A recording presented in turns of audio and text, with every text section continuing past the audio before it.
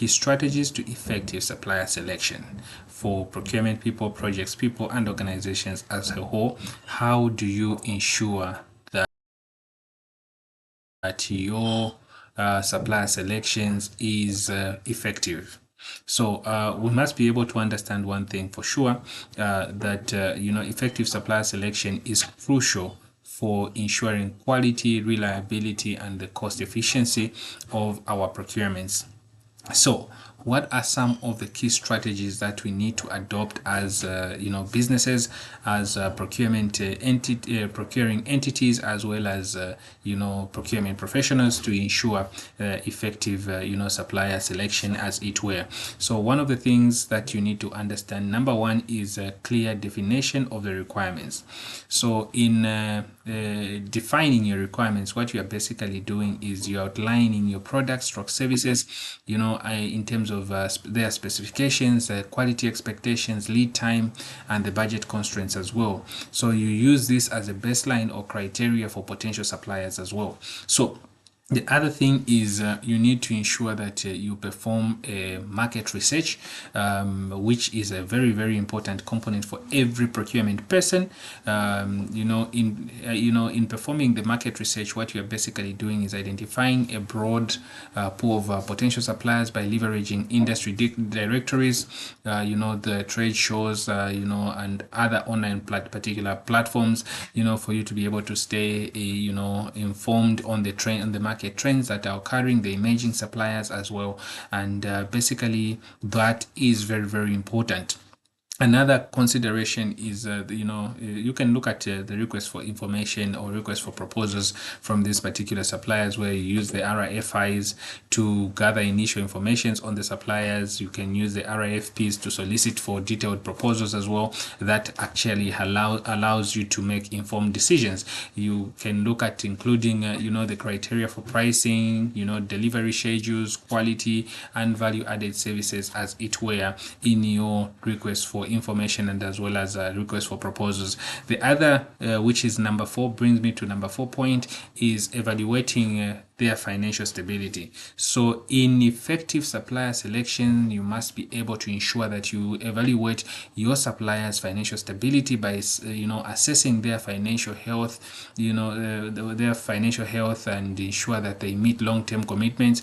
We are actually in a time when there are a lot of fluctuations in the market, changes. So how do they withstand these particular changes? Requests for financial statements or credit checks, if necessary. Those are some of the things that you can be able to do in ensuring effective financial supplier selection. Assessing quality and compliance is the 5th point that I want to speak to. This is where you verify how these suppliers adhere to industry standards, certifications, and the quality control processes, as it were. Conduct audits, on request samples for product check, for you to check the quality that they have and things like that. So this becomes very, very, very key in your supplier selection. Another key component, which is the 6th point, is review the delivery performance and the reliability of this particular supplier. So when you are selecting suppliers, you must be able to evaluate their lead times as well. And are they on time? Do they deliver on time? How do they perform in terms of inventory management policies? Ensure they have contingency plans for handling disruptions in the markets, as it were.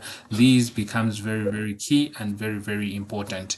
Then check for reference and past performance. Very, very important.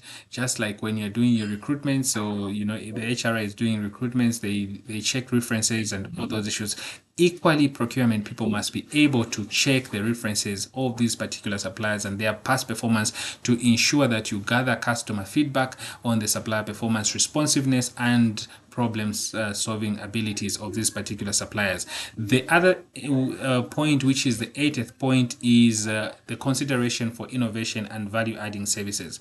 We are looking for suppliers that are actually innovative. We are looking for suppliers that have continuous improvement initiatives and are able to add value to our services, to our goods, to our organization as well.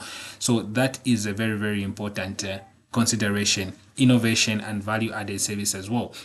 Then the 9th point I would want to speak to is evaluate cost and total cost of ownership.